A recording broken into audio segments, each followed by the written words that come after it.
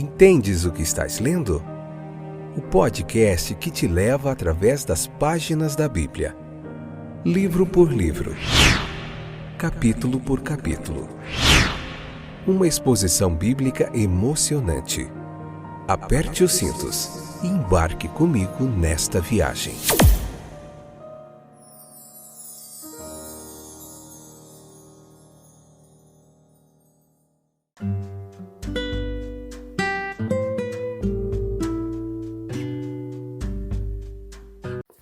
Olá, meus queridos companheiros de viagem através das páginas da Bíblia. Eu sou o Fábio, com muita alegria estou aqui de volta para a gente continuar. Hoje Atos capítulo 4, parte 1, episódio de número 790, 10ª temporada, livro de Atos dos Apóstolos, capítulo por capítulo. Que bom ter você de volta, que Deus abençoe grandemente sua vida. Como é que está o coraçãozinho que te traz até aqui?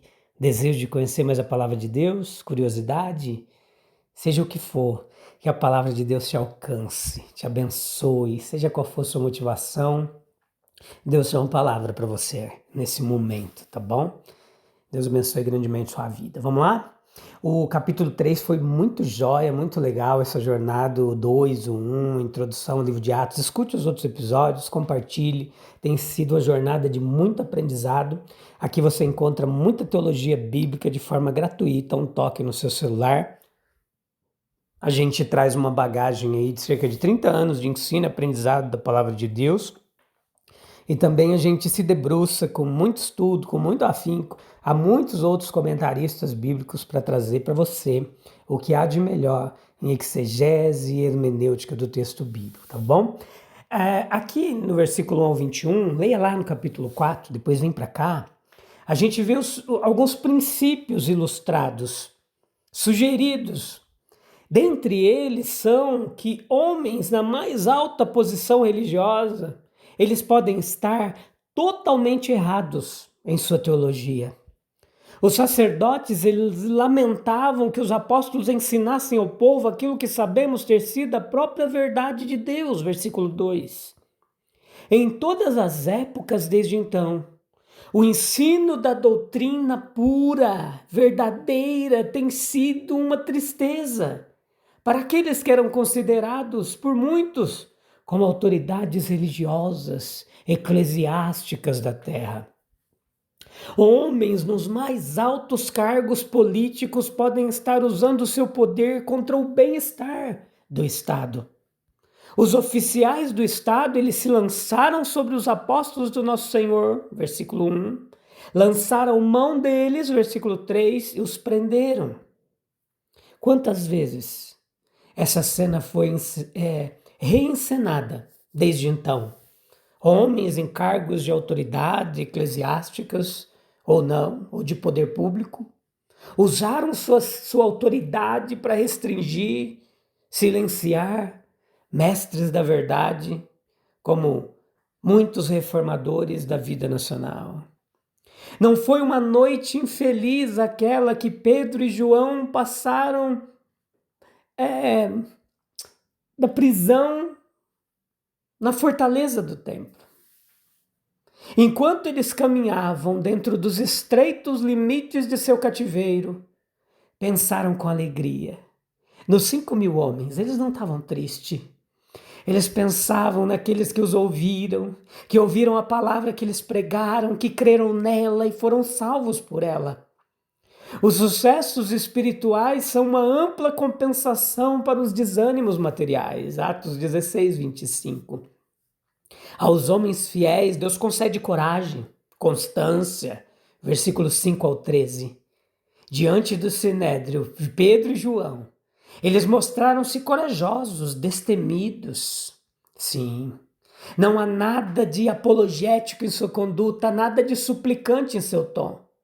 Eles se mantêm firmes, falam diretamente como homens que estão diante de Deus e falam por Ele.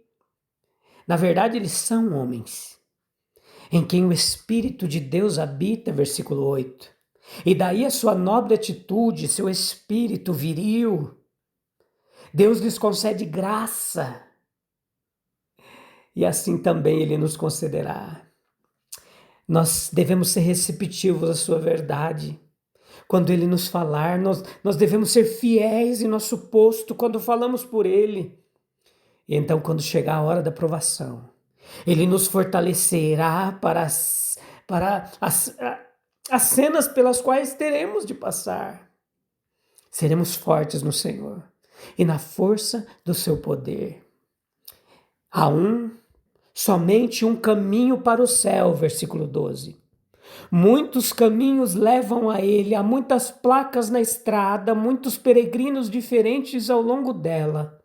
Muitas visões diferentes quando olhamos para ambos os lados e em diferentes estágios.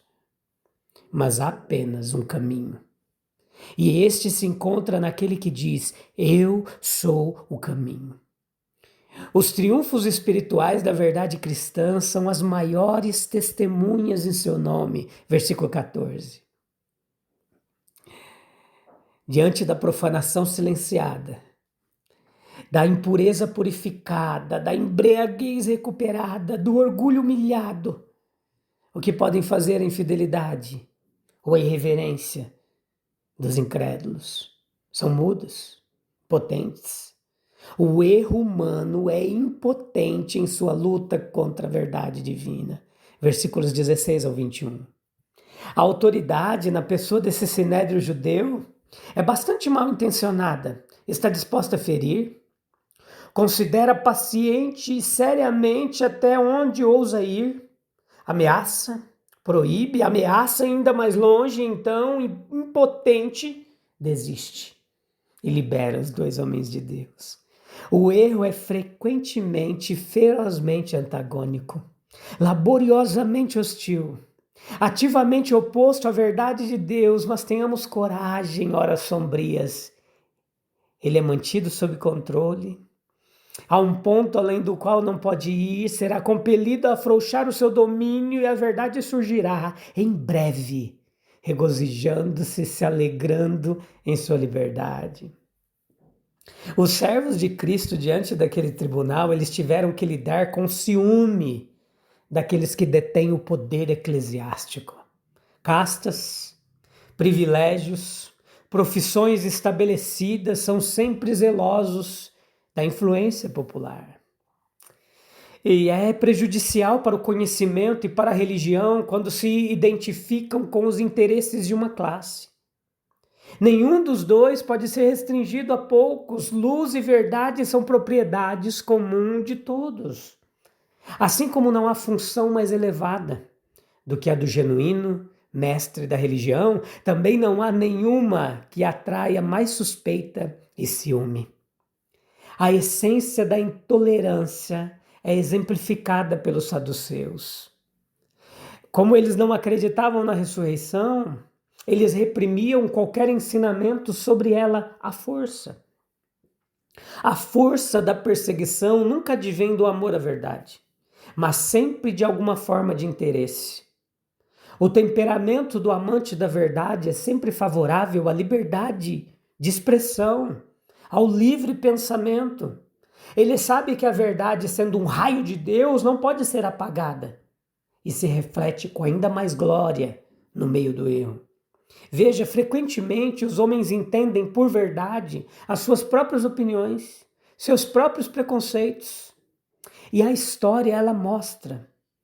E a paixão constantemente ignora que reprimir opiniões é impossível. O espírito do homem adquire força tanto no bem quanto no mal pela resistência. O que você considera falso seja ignorado ou, muito melhor, examinado e discutido honestamente. Mas, na verdade, nenhuma falsidade absoluta sobrevive muito tempo. E quando se demonstra o desejo de suprimir a livre expressão, o medo da verdade e não o amor por ela é traído. Outra causa foi a aceitação popular do Evangelho. Milhares podem ser desprezados como indivíduos, mas o seu sentimento coletivo impõe respeito. Quando a multidão espera por um pregador e suas vidas são transformadas por sua influência, nós podemos ter certeza de que há uma ação mais profunda do que aparenta. As próprias extravagâncias que acompanham os movimentos religiosos populares são, à sua maneira, evidências de que os homens estão sendo influenciados por um poder espiritual incomum. Eles estavam na presença do Sinédrio, o grande tribunal eclesiástico, o órgão dirigente da nação. E é um contraste sublime entre o poder que é o poder que não é do mundo. Os papéis dos prisioneiros e dos juízes estão realmente invertidos aqui. A sinceridade é sempre o juiz.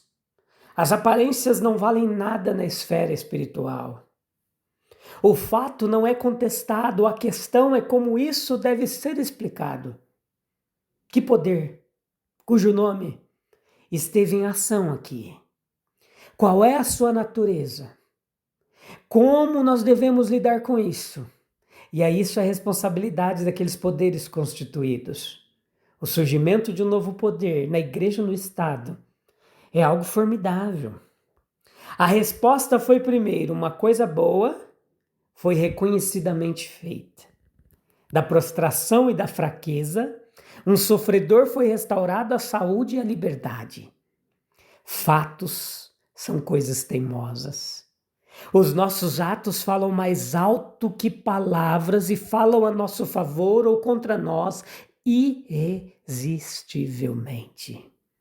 Portanto, meus queridos, vivamos de modo que os fatos de nossa vida possam pleitear por nós em voz alta. Segundo a interpretação do fato, o nome e o poder de Jesus estão por trás dele. Assim, a força espiritual ela se levanta e reage contra aqueles que lutaram ociosamente contra ela. E aqui estava o crucificado, lançando um raio de sua glória sobre o sofrimento. A ressurreição não era fantasia, estava ilustrada na pessoa do homem restaurado na presença do tribunal. Qual outro era? Ou poderia ser o significado do fato? Nenhuma outra explicação é tentada. Acusadores e acusados estão sob a sombra de um poder do qual uns são inimigos frágeis e os outros agentes poderosos. A vida é cheia desses contrastes, dessas coincidências de opostos extremos. O poder se reduz à impotência, a fraqueza se eleva ao poder. A pedra lançada à beira da estrada revela-se a pedra angular de uma nova construção. O rejeitado pelos homens que não pôde salvar-se revela-se o eleito de Deus e a única fonte de salvação. Os juízes são dominados a despeito de si mesmos pelo extraordinário contraste diante deles. É raro que os eruditos não sintam um profundo e secreto desprezo pelos ignorantes, iletrados, uma supervalorização das palavras e da lógica cega para as realidades. Mas aqui, a calma eloquência daqueles homens simples irrompe como um raio escondido em alguma matriz áspera e deslumbra a inteligência. A memória é estimulada e Pedro e João são identificados como discípulos de Jesus. Houve uma combinação de evidências que reduziu os juízes a um silêncio estupefato. Lá estava a conhecida figura do paralítico, lado a lado seus curadores confessos, e a clara declaração da agência divina no caso foi dada por eles de uma forma ousada, impressionante, e finalmente a sua antiga conexão com Jesus é reconhecida. Toda a cadeia de antecedentes e consequentes se mantém firmemente unida. E o recesso lógico em fatos e pensamentos é completo. Infinitamente melhor o silêncio que se curva diante de razões irresistíveis do que o silêncio que é conquistado pela força. E aqui novamente os extremos se encontram. Mudos são os lábios dos injustos que evocaram a eloquência dos inocentes. Os silenciadores se reduzem à mudez. Os apóstolos não deveriam mais falar neste nome, que se revelara tão poderoso, mas definitivamente a pronunciação e o ensino no nome estariam proibidos. O nome representa, como de costume, tudo o que está por detrás dele, todo o conteúdo da verdade cristã. A proibição aqui, ela visa uma impossibilidade. A mente não pode ser acorrentada. Os movimentos espontâneos do Espírito de Deus não podem ser contidos pela força. A palavra de Deus não pode ser restringida. A força só pode agir dentro das leis da natureza. Ela não entra no reino do Espírito de Deus. Essa é a alternativa do Marte. Deve obedecer a Deus ou aos homens? O tirano deve tremer ao ouvir a pergunta. A necessidade física está do seu lado, a necessidade moral revelada na consciência do outro. Um diz a testemunha, não farás. O outro responde do fundo do coração, não podes deixar de obedecer. A obediência a Deus dá confiança, dá segurança. O tirano e sua vítima trocam de lugar quando se vê que esta última se colocou contra a rocha do direito eterno. E a decisão do mártir é que ele não obedecerá ao homem em vez de a Deus. Ele tem apenas um princípio claro: obedecer à voz em sua alma de Deus. Consequências imediatas não constituem elementos de cálculo. Podem ser favoráveis a ele, como agora no sentido físico, pois muitos podem estar momentaneamente do seu lado ou podem ser fatais. Ele tem o olhar fixo na eternidade, os ouvidos atentos à voz divina, e ele segue em frente nessa direção. Ele confia em Deus, ele não tem medo, e o seu ser só está seguro na devoção e no cumprimento ao dever. Quem pode calar o nome daquele que venceu a morte e transformou vidas diante de um tribunal humano? Que poder humano pode impedir o avanço da verdade quando Deus mesmo a confirma com sinais e com transformação? Oh, louvado seja o nome glorioso e bendito de Jesus. Vem orar comigo. Senhor, nos dá a mesma coragem, fidelidade que destes a Pedro e a João, que diante das pressões, das lutas, das dificuldades, nós possamos permanecer firmes, falando a tua verdade com ousadia, mesmo em meio a objeções. Nós sabemos que é melhor obedecer a ti do que a homens, mesmo que eles nos ameacem, mesmo que tentam colocar medo na gente, mas que a gente continua, que a gente tem esse olhar do Marte, um olhar que olha para a eternidade, que a gente tem o ouvido do Marte, o ouvido que está atento à tua verdade, independente de qualquer coisa. Que a tua presença nos fortaleça nas horas de provação e que as nossas vidas, como muitos ao redor do mundo, sejam um testemunho vivo da tua graça. Oh, maravilha! Deus abençoe grandemente sua vida, meu querido. Eu volto no próximo episódio, se Deus quiser. A gente sabe que Ele quer. Deus abençoe. Até breve. Tchau, tchau.